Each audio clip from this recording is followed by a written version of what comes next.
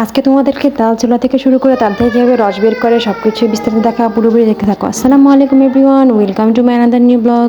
তোমাদের জন্য আজকে নতুন একটি ব্লগ ভিডিও নিয়ে চলে আসলাম। আজকে তালের পিঠা বানাবো, তাই এই তো 3টা তাল মা কিনে এনেছিল। দাদু সেগুলো চুলছে, কেমন করে রস বার করছে তোমাদের সবটা দেখাচ্ছে। এগুলো লবণ দিয়ে ভালো করে চটকাচ্ছে, তারপরে কিছুক্ষণ রেখে দেওয়ার পর এই তো এভাবে আমার দাদু রসগুলো বার করছে। একটা খাঁচা দিয়ে যাতে করে খাঁচার মধ্যে আঁশগুলো পড়ে আর রসগুলো মিহিভাবে বের হয়, রসের মধ্যে যাতে কোনো ধরনের আঁশ না থাকে।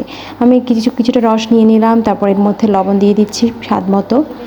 তারপর 1 কাপের মতো চালের গুঁড়ো দিচ্ছি, হাফ কাপের কিছু কম আমি আটা দিয়েছি একটু নরম হওয়ার জন্য, আর 1 কাপের মতো চিনি দিচ্ছি। চিনি তারপর এটাকে ভালো করে মিক্সড করে নিচ্ছি, কিছুটা নারকেল কোড়ানো দিচ্ছি, দিলে অনেক ভালো লাগে। এই তো আমি ভালো করে মিক্সচারটা রেডি করে নিয়েছি। ওইদিকে আমি ফ্রাই প্যানে তেল দিয়ে দিয়েছি। তেল দিয়ে দেওয়ার পর এখন এই তো অল্প অল্প করে ছেড়ে দিচ্ছি।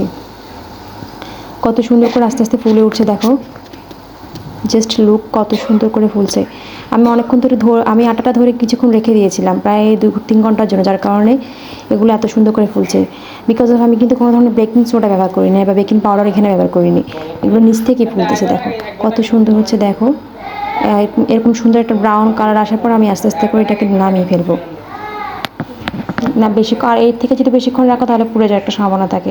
এই তো এগুলো আমার ফাইনাল লুক। কেমন হয়েছে অবশ্যই জানাবে। এরকম মজার মজার ভিডিও পাওয়ার জন্য অবশ্যই আমার চ্যানেলের পাশে থাকবে, লাইক সাবস্ক্রাইব করবে, যাতে করে আমি আর ভালো ভালো ভিডিও বানানোর উৎসাহ পাই। আল্লাহ হাফেজ। সবাই আমার চ্যানেলটাকে ফলো করে রাখো।